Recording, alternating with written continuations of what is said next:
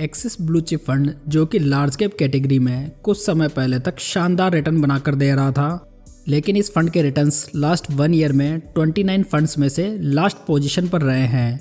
वहीं last 2 years में भी फंड 27 फंड्स में से लास्ट पोजीशन पर रहा है। साथ ही इस फंड की लेटेस्ट क्रिसल रेटिंग भी ओनली 1 स्टार की कर दी गई है, जो कि फंड के लिए एक बड़ा नेगेटिव साइन है। इन सब के अतिरिक्त एक्सिस फंड हाउस के ऊपर कुछ समय पहले फ्रंट रनिंग के आरोप भी तय हुए थे। दोस्तों 1-2 साल पहले तक एक्सिस फंड हाउस के सभी फंड्स बहुत ही अच्छा परफॉर्म कर रहे थे, साथ ही अपने बेंचमार्क को भी बहुत ही अच्छे मार्जिन से आउट परफॉर्म कर रहे थे, चाहे वो लार्ज कैप फंड हो, स्मॉल कैप फंड हो या ELSS या फ्लेक्सी कैप फंड हो। इन्हीं सभी नेगेटिव्स के बीच में एक्सिस ब्लू चिप फंड भी सवालों के घेरे में है। तो दोस्तों आज इस वीडियो में हम इस फंड को डिटेल में रिव्यू करेंगे, जिसमें हम बात करेंगे कि आखिर ये फंड क्यों अंडर परफॉर्म कर रहा है, और वीडियो के लास्ट में हम बात करेंगे कि आपको इस फंड के साथ में बने रहना चाहिए या नहीं। चलिए सबसे पहले फंड की बेसिक डिटेल देख लेते हैं। ये फंड 5 जनवरी 2010 को लॉन्च हुआ था, जिसके डायरेक्ट प्लान ने अपने लॉन्च की डेट से 15.32% के एनुअलाइज रिटर्न बनाकर दिए हैं। इस फंड का benchmark index S&P BSE 100 TRI है। अगर रिटर्न्स की बात की जाए तो लास्ट 5 ईयर्स में बेंचमार्क ने 13.92% के, तो फंड ने 14.44% के रिटर्न्स बनाकर दिए हैं, जबकि लास्ट 3 ईयर्स में बेंचमार्क ने 17.77%, जबकि फंड ने ओनली 13.81% के रिटर्न्स डिलीवर किए हैं। वहीं लास्ट 1 ईयर में फंड की परफॉर्मेंस काफ़ी डाउन हो चुकी है, जहां बेंचमार्क ने 9.10% के पॉजिटिव रिटर्न बनाकर दिए हैं, वहीं फंड ने नेगेटिव में 2.09% के रिटर्न्स बनाए हैं। तो यहां हम देख सकते हैं कि फंड लास्ट 5 ईयर्स में अपने बेंचमार्क इंडेक्स के रिटर्न्स को नॉमिनल मार्जिन से बीट करता है, जबकि बाकी ईयर्स में फंड अपने बेंचमार्क को बीट करने में स्ट्रगल कर रहा है, जो कि अभी के समय अधिकतर लार्ज कैप फंड्स का हाल है। अगर इकोनॉमिक्स टाइम्स की एक रिपोर्ट देखी जाए तो उसके अकॉर्डिंग 91% लार्ज कैप फंड्स अपने बेंचमार्क इंडेक्स के रिटर्न्स को बीट करने में नाकाम रहे हैं, जिसकी वजह से धीरे धीरे निवेशकों का लार्ज कैप फंड से विश्वास उड़ता जा रहा है। यदि इस फंड को अपने पीयर्स के मुकाबले वैल्यू किया जाए तो ये fund life time CAGR, 3 years CAGR सभी में अपने पीयर्स के पीछे हो चुका है। इस फंड का AUM 36,871 करोड़ रुपए है, जो कि इस फंड को लार्ज कैप कैटेगरी में सबसे बड़ा फंड बनाता है। यदि फंड के पोर्टफोलियो की बात की जाए तो इसमें कुल 14 सेक्टर्स के 37 स्टॉक्स मौजूद हैं, जिसमें टॉप होल्डिंग में ICICI bank, Bajaj finance, HDFC bank, Avenue supermart और इन्फोसिस शामिल है। तो यहाँ पर हम थोड़ा अंदाज़ा लगा सकते हैं कि फंड की कुछ इन्वेस्टेड कंपनियों का प्रदर्शन पिछले 1-2 सालों में बहुत ही खराब रहा है, जहां बजाज फाइनेंस ने लास्ट 1 ईयर में 4.18% के नेगेटिव रिटर्न्स बनाकर दिए हैं, जबकि एवेन्यू सुपरमार्ट ने 12.29% के नेगेटिव रिटर्न्स डिलीवर किए हैं। तो यहाँ हम देख सकते हैं कि एक्सिस का ये फंड ग्रोथ स्टॉक्स में इन्वेस्ट करता है, जबकि लास्ट 1 ईयर में ग्रोथ स्टॉक्स में गिरावट ही देखी गई है।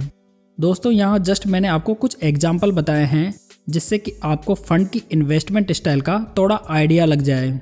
यदि 2019-20 का डेटा देखा जाए तो उस समय ग्रोथ स्टॉक्स ने काफ़ी अच्छा परफॉर्म किया था, जिसकी वजह से इस फंड में भी काफ़ी अच्छी तेज़ी देखी गई थी।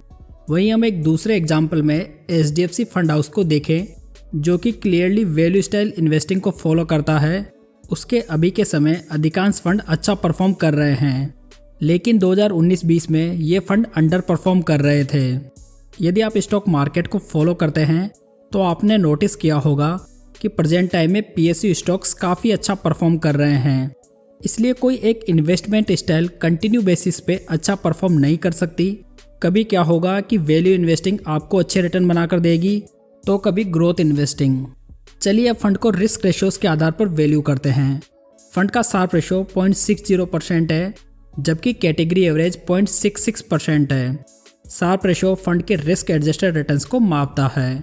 फंड का बीटा रेशियो 0.81% है, जो कि कैटेगरी एवरेज 0.95% से कम है, यानी कि फंड कैटेगरी एवरेज की तुलना में कम वॉलेटाइल है। यदि फंड का अल्फा रेशियो देखा जाए तो फंड ने लास्ट 3 ईयर्स में 1.21% का नेगेटिव अल्फा जनरेट करके दिया है, एक्सिस ब्लू चिप फंड का टर्नओवर रेशो 42% है, जो कि एक अच्छा रेशो माना जा सकता है। यदि इस स्कीम का फंड मैनेजर देखा जाए तो इस फंड को 2016 से मिस्टर श्रेयस देवलकर मैनेज कर रहे हैं। मतलब कि फंड मैनेजर भी इस फंड के साथ में लंबे समय से बने हुए हैं, तब भी ये फंड कंटिन्यू बेसिस पे अच्छा परफॉर्म नहीं कर पा रहा है। तो चलिए दोस्तों, अब बात करते हैं सबसे इम्पोर्टेंट पॉइंट की, क्या आपको इस फंड के साथ में बने रहना चाहिए या एग्जिट कर जाना चाहिए। अधिकतर निवेशक फंड्स में उनकी पास्ट परफॉर्मेंस के बेसिस पे इन्वेस्ट करते हैं, जबकि पास्ट परफॉर्मेंस किसी भी फंड की फ्यूचर परफॉर्मेंस की कोई गारंटी नहीं होती। यदि आप हर साल ये देखकर फंड स्विच करते रहेंगे कि आज ये फंड अच्छा कर रहा है, तो इससे हो सकता है कि आपको लास्ट में बहुत ही पुअर रिटर्न्स मिले।